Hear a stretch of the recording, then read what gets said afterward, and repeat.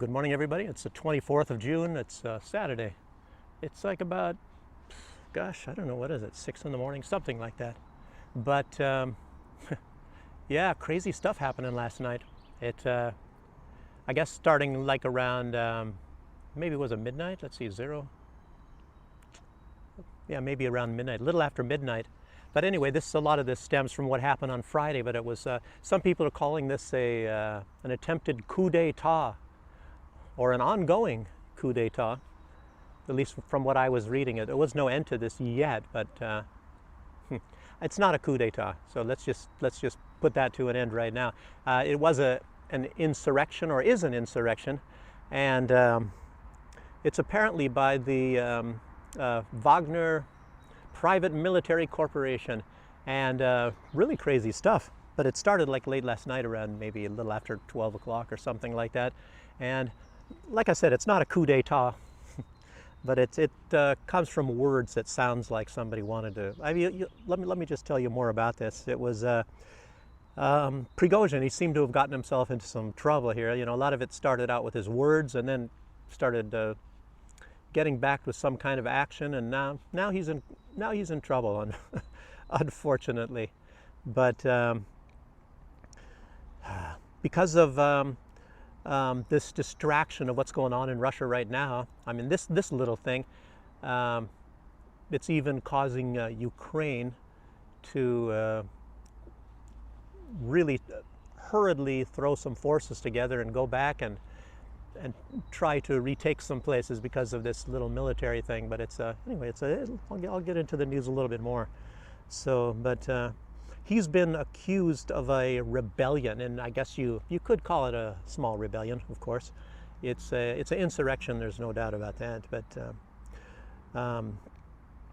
and there's been a call from Sergei Surovikin for Wagner to stand down. What happened was, obviously, you're hearing that Prigozhin has problems with Gerasimov and Shoigu, and we're hearing about this stuff like weeks ago, where Prigozhin's complaining that he's not getting weapons and not getting enough ammunition and things like that, or maybe they're just not giving him enough, things like that. So he's got his problems. So he said a few things. He said it was yesterday. A lot of this stuff started out with yesterday, with Prigozhin accusing the Russian military of shelling his Wagner people and killing many fighters. Let's see. It says it killed many fighters. At that time, he was proposing to march on Moscow and to get the people that are responsible for that. Of course, he means Gerasimov and Shoigu. So, and yeah, that's where his problems lie, is with Gerasimov, who's supposed to be in charge of the entire military operation, and Shoigu, who's in charge of the entire military. So anyway, lots of crazy stuff going on in Russia, and then a lot of he was having like maybe tweets or putting out messages on Telegram, and of course they're deleted or somehow, I don't know. And Prigozhin was saying he might march on Moscow and that the military should stay out of it. Gosh, some crazy stuff, really crazy stuff. So anyhow, let's get into this a little bit more. I mean, if you're going to get a real flavor for this whole situation, you got to hear the words of Surovikin, you know, General Armageddon. And what he said was, he called for Wagner to stand down and stop their rebellion. He said, "I appeal to the fighters and commanders of PMC Wagner. We have walked a difficult road together. We fought together. We took risk together. We suffered losses together, and we won together. We are of the same blood. We are warriors. I urge you to stop. The enemy is just waiting for the internal political situation to worsen." That's big there. Internal political situation to worsen. I didn't know there was a political situation. You know, what I was just outlining to you, that's a internal military problem.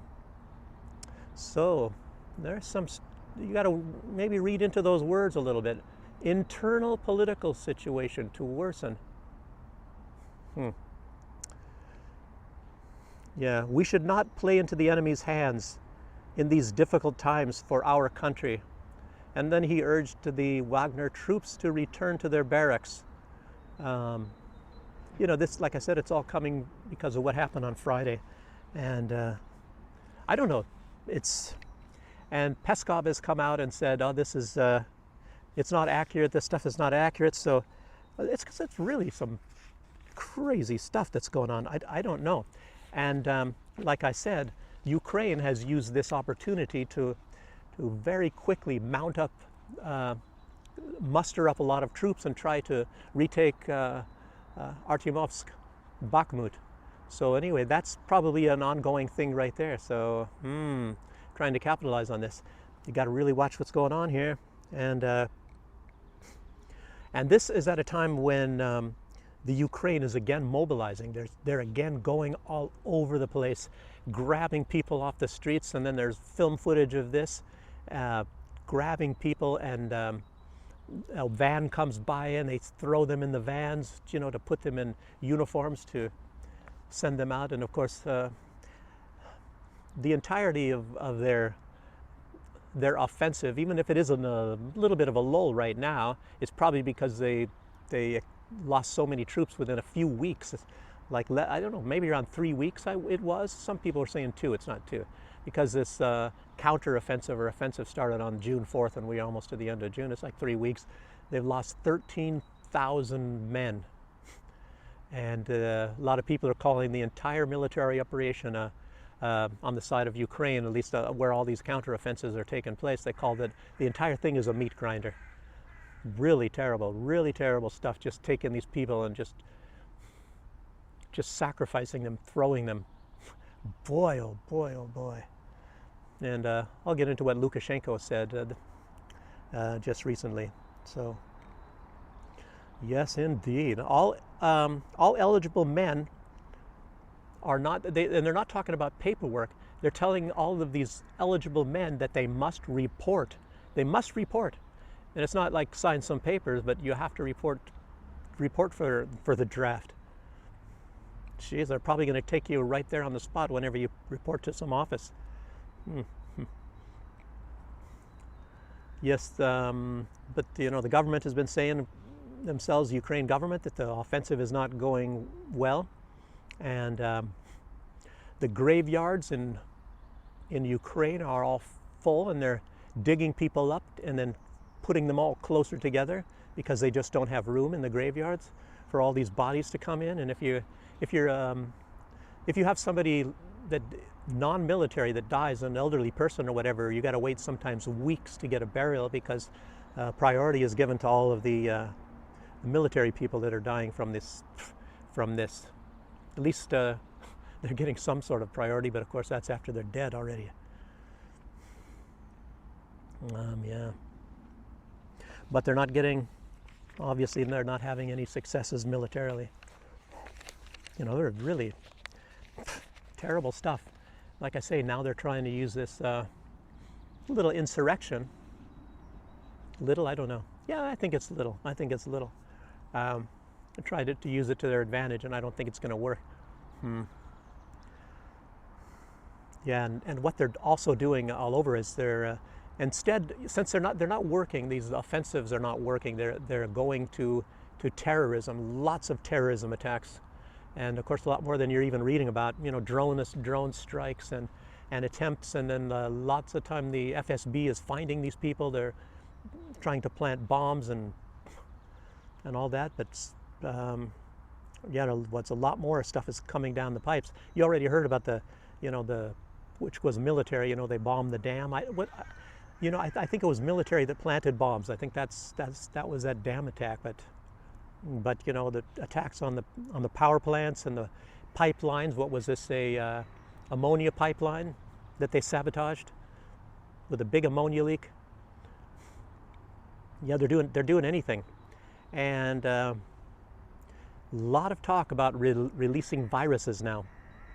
So, they had a lot of these biolabs, and very difficult to be talking about this stuff because this is the stuff that I was censored for a lot of the time, and my videos were taken down when I'm talking about certain places that have biolabs, and then mention other countries that are involved in that. That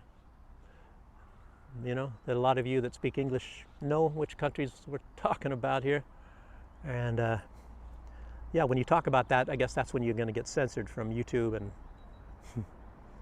and that's what happened to me, and that's probably why you're not hearing it on a lot of other stations, a lot of other channels, because they're, they'd get censored for talking about it. Some people get away with it for a while, then the videos get taken down later. I don't really know. It makes me wonder why their channels are still up, but they are still up, and they're putting out videos. And but if you haven't heard yet about this dirty bomb, I made a video about that yesterday, and they caught those people. But even before that time, they were talking about dirty bombs, and no. And Poland. Let's talk about Poland too. Poland has been preparing for a military confrontation against who? Russia. Good luck on that one. Normally, I would have told you, and I've been saying this for a long time. In living in Belarus, it's not a fun thing for me to talk about, but they've been talking for quite some time about an attack on Belarus, and everybody's talking about, oh, they want Western Ukraine, but I'll tell you what, they want Western Belarus too. It's very strange that a lot of vloggers don't talk about that. I have such a small channel, nobody's watching my channel, but you know about it when you're living over here. You know that they're, like I told you, they're giving free passports to Belarusians, and a lot of that is to find out how many Belarusians maybe are loyal to Poland, and a lot of the talk is talking about an insurrection in the Belarusian society. That's what they're hoping for. They want this all to start with protests, and then they want to use military. They've even come right out and said that. Start looking at the news about Belarus and what's going on, and you'll find out. That's one of the aims, starting protests, similar to what they were doing in 2020, and then use the military, because the protests alone did not work. Wow. So there's something brewing here, and you've been hearing things already about Serbia. They're doing similar things in Serbia right now. Protests, they're funding protests. The West is funding these things. And how they're going to turn that one, I don't know. But they're getting people on the streets to call for a regime change of their own government in Serbia. So the West hasn't given up. So don't be surprised when you hear about some kind of crazy stuff going on somewhere, but some attempted overthrow and a lot of bloodshed. This is, the West, the neocons, no brakes, no reverse gear, just escalate. And they believe, and actually in some ways, they have endless amounts of money. They just keep on printing and passing it out.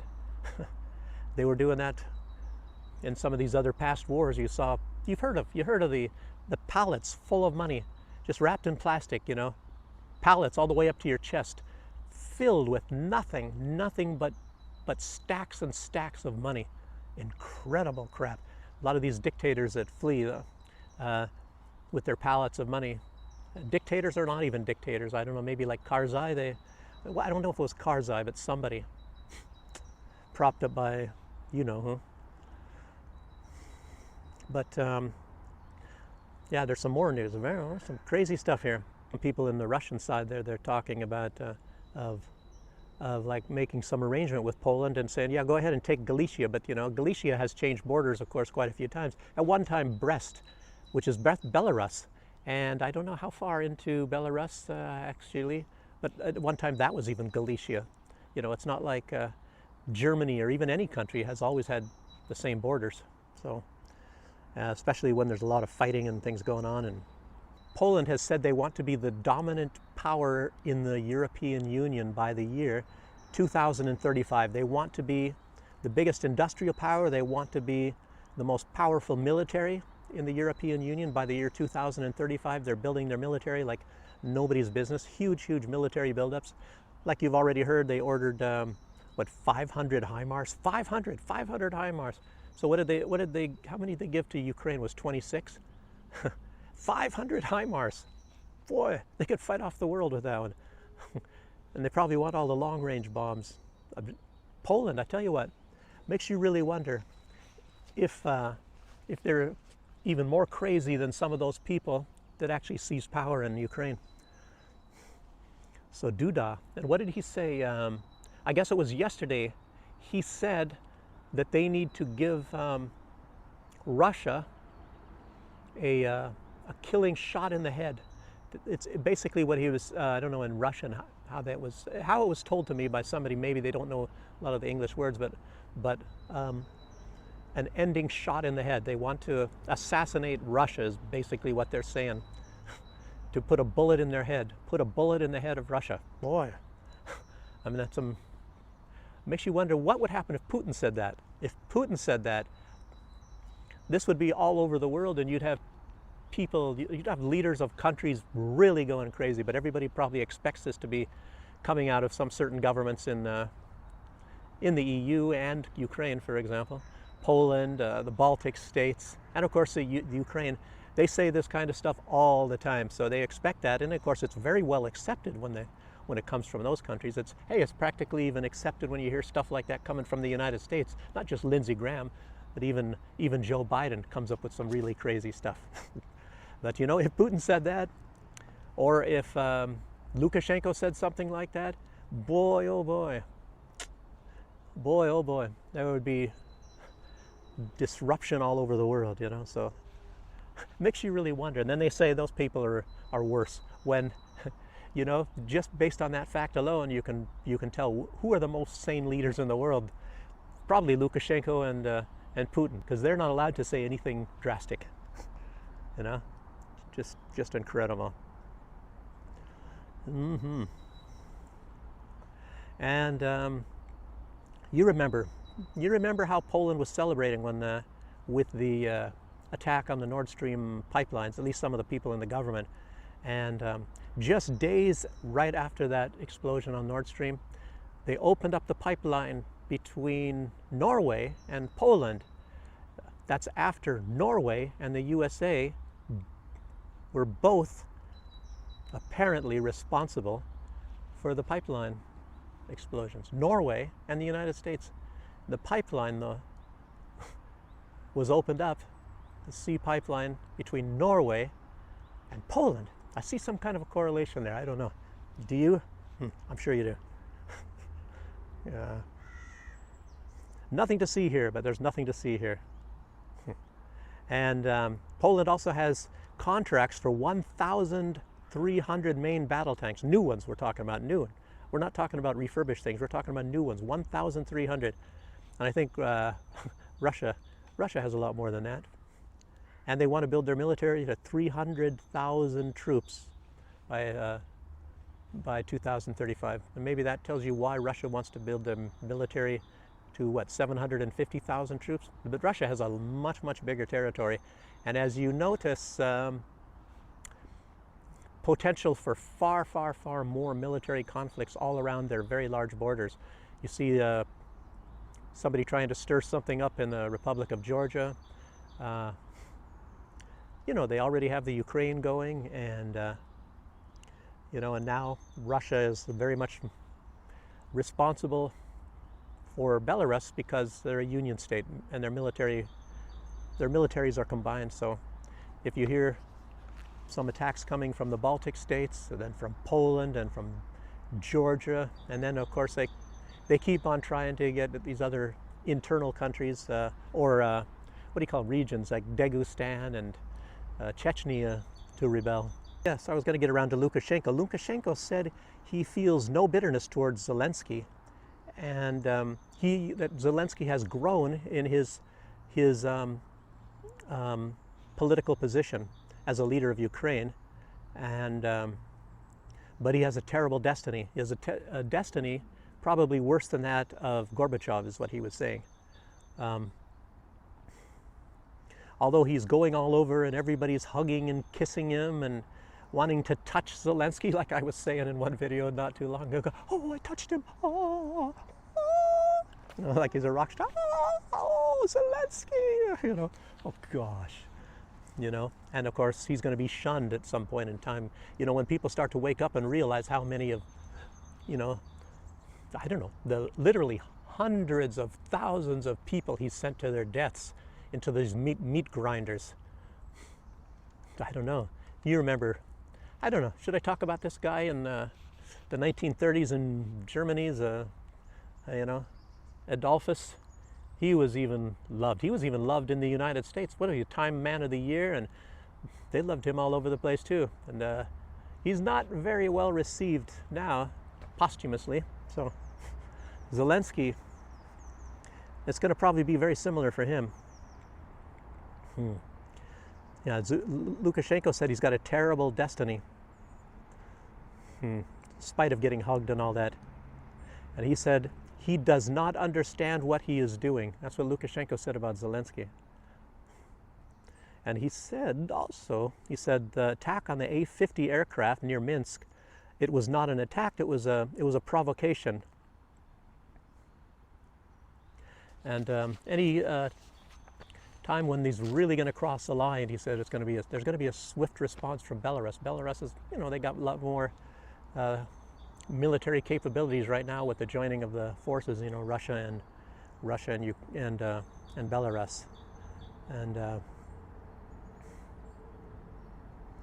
then I already talked about these people that were smuggling in this or smuggling out of Russia, smuggling of this cesium, I guess 137, cesium, or whatever you want to call it. It's a Latin name, of course. I'm not much into nuclear materials, you know, but they were trying to smuggle it out of Russia and to use somewhere outside of the borders. Did you hear that? I can say more than just Здравствуйте. So, but anyway, smuggling it out of Russia.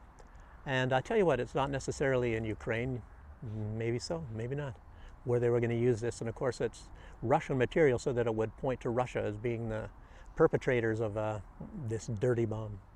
And of course, they've been looking into doing this, of course, a couple times already. They found a lot of things like that. Some parts in Ukraine, they were finding that they were attempting a dirty bomb, and then the Russian government and the security services have been talking about that they were finding inclinations of all of this, and there's even more than that. So, and I don't know what they found out afterwards. I put that as in a breaking thing, and I think that's very, very big. It shows this propensity, and that they're, you know, of them wanting to do dirty bombs and things like that. And of course, it all has to point towards Russia. This is mainly to get NATO involved, because Ukraine probably realizes there is no chance in a million that they're going to defeat Russia, you know. And I'm just thinking about all the dead people that Zelensky is sending there. And this, I got to be a little bit careful when I'm talking about this. Remember what I was talking about? These different types of viruses, and that, of course, this kind of research has been going on for decades. And one country in the Middle East, and you probably all know who that is, and they've been working on ways to create genetic weapons that affect certain genetic groups, but maybe does not affect certain other groups. And most of the time this will be done through viruses, and they are working on this. They're working on this in certain countries, and you know which countries. You know. Well, maybe you don't, but it's too difficult for me to be talking about this. Let's just say there was some, you know, you've heard about research through Rosemont Seneca, you know, and you heard of a big political family in the United States that have investments in biological labs in the East European country where there's a big conflict going on right now. And yeah, they are involved also with this. But yeah, this big, powerful country is doing a lot of the funding and putting up a lot of the research to create these genetic weapons. I call them genetic weapons, but the Russian security, Nikolai, what's his last name now? Anyway, I think I wrote it down here, but let's get to this. I was saying this in many videos, in a lot of my videos. These were the videos that were removed that I put up. This is stuff you're not allowed to speak about. And Redacted has covered this, and Kim Iverson has talked about this. Maybe I shouldn't even say. I think Kim Iverson. I think she's able to get around this stuff. She's very good on that. But I wasn't. I got deleted. My channel's so small that they think, nobody's going to notice. Let's get rid of this guy's videos on this topic. So I think I was calling them genetic bioweapons. Well, Nikolai Patrushev of Russian security. And he stated that some, well, he stated the same thing, but he has called them race-targeted viruses. And I've had some genetics. I've known people that worked in genetic labs as well, but I tell you what, you look at these chromosomes, and then you find the loci of these, and then you find some genes, for example, like some are very close, like hair color and eye color are closely related, and the loci, of course, that means the part of the chromosome that carries this genetic material, and then you have the dominant and recessive. A lot of people, a lot of you out there have at least taken genetics as far as Mendel and his pea plants and Drosophila and these earwax color things. I think that's probably I don't know if you learned it in biology or maybe genetics 101 and things like that, but it goes into a lot more complex. You have chi-square. That's one of the things that kind of turned me off from genetics, sitting there all day working out some kind of a genetic equation trying to figure out what somebody's the color of their earwax is going to be. And I didn't like genetics, even though it was fascinating me because it was so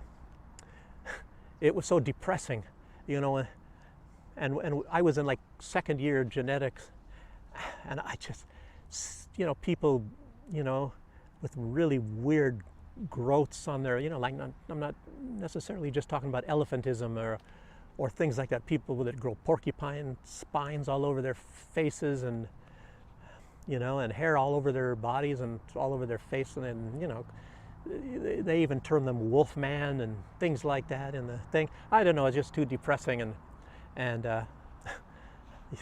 strange enough, the secretary of this part of it was in a hospital, in the university hospital, but the secretary, she has practically no hair on the top of her head, and that was a woman, with severe hair loss. I never really saw that so much, and then I've seen people with, and this is really something, because I remember hearing this in genetics, that they were looking for people like this, and that people like this actually already exist, but they were talking about whenever they have somebody with two thumbs, that they're going to find that a very positive genetic. Here I'm off on some kind of a genetic tangent, but I've seen somebody with two thumbs, and I was sitting there, and I was looking. I saw her get into public transportation, and I was thinking, boy, they really would want to.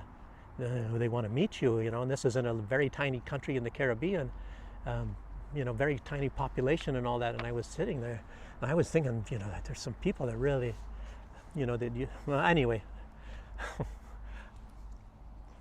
Anyway, I shouldn't, I don't get off on tangents. Anyway, let's get back to this. But we're talking about these race-targeted viruses, and they're really, really investing into that right now. They're really, really trying to put a lot of money into that, and that's mostly what I was just trying to relay right now. is some of this crazy stuff. And yeah, like I said, I was talking about this like I said a long time ago, and now of course now it's in the Russian news. I don't know, and it's not like they didn't know about this and all of a sudden just discovered it, but I knew about it, you know, that they're coming, you know, really working on these genetic weapons. But I think it's the big push. Yeah, like I said, they've been working on these things for a long time, and mostly that's all I wanted to talk about is these sort of things here. So I should end right now, and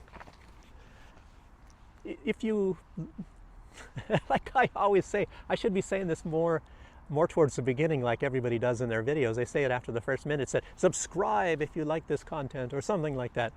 But I never get around to doing that. I'm too anxious to put out the news.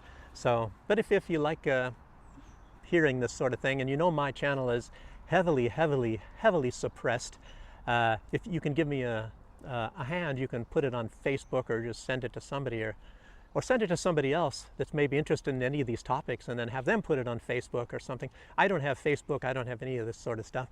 I do have a small Telegram, and I just, you know, get information from that. But otherwise, I don't do that. And yeah, but you could help me out, because YouTube's not going to do that. They're not going to send any of my videos to any new people. You know, I can do what I want. They're not going to advertise me. So you should do it. And I appreciate you for watching, and I do appreciate a lot of the comments too. I'm learning a lot from a lot of you people. It's not like everybody's a bunch of dummies out there and somebody gets in front of a camera is more intelligent or some crap like that. But a lot of you know a lot more than I do, and maybe have some really good connections and can tell me things and all that. And you know, we've got to try to look out for false leads and fake stuff. That's one thing Gonzalo Lira actually never really liked. Anybody putting out something that's false and they didn't verify. I'm not really verifying much of what I say. I'm just getting a lot of this stuff from other people, and I try to find the most reliable people and the reliable information. And the information that I just put out about this so-called attempted coup d'etat, which was actually just some kind of an insurrection in a way. And obviously, if they were trying to overthrow, it was a coup d'etat. Prigozhin, I don't know how much power he has amongst his soldiers. You know, he's not going to telegraph long in advance, we're going to march on Moscow. It was just some letting off steam saying something like that. You wouldn't say, we're going to march on Moscow. They don't have anywhere near enough troops, and Russia has a lot more troops, and they, you know, and where does Wagner get their weapons? Oh, they get them from Russia. So what do you think's going to happen? They would get blown up. So there's absolutely no coup d'etat, people, but it was an insurrection, and he's really pissed off about Gerasimov and Shoigu, and sort of thinks they're traitors. You know, anything like this is doomed to failure. He shouldn't have been doing this sort of stuff. He might have I don't know.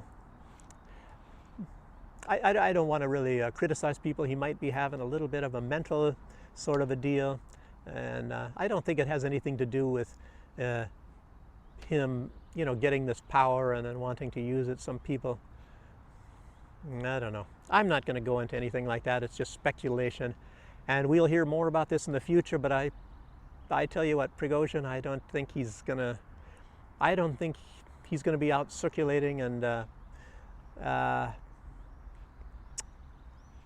he's probably going to be detained and I don't know, taken out of circulation. I'm not going to say they're trying to kill him. I'm not saying that, but yeah, he might be spending some time in an institution, is what I'm saying. Some kind of institution, double institutions, or an institution within an institution, because, you know, maybe things he said a little bit off balance right there. So anyway, that ends my video, and subscribe if you haven't already, even though no new people are going to be watching this. And again, thanks for watching me, and I appreciate your comments, and I'll see you on the next one. Hopefully not right away. A lot of this breaking news, it's too exciting. It's too exciting. So, bye-bye. Oh, some also very important news. I'm not going to be going to that nuclear zone. They called, and they canceled it because of weather. And then they said something about Maybe that's going to be going on the 23rd of July, and we already have something planned for right around that time, or they said the 22nd, I'm not quite sure, but I was going to be going to something and putting that on the internet as well. I think it's a jousting with knights or something, some medieval sort of a thing, looking into something like that. And another trip into this nuclear zone is maybe also in August. And but they said the cancellation was because of weather, and I'm thinking it was because of lack of rain. And you know, when things get too dusty and you got some of these particles floating around, you already heard about that with this depleted uranium. You know, the dust is what's really bad. You know, it circulates and starts flying around all over. Maybe a lot of these particles are very lightweight. And whatever this is, plutonium or whatever that is in the nuclear site, maybe the danger is too high when there's not enough rain here in Belarus, even though we've gotten some rain lately. Maybe, I don't know. They just said something to do with weather. And I was looking so forward to that. And I don't know if it's going to be better in August. Maybe there's a chance I could go in August. Anyway, but it's canceled. And again, I apologize for that. So I'll see you on the next one. Thanks. Bye.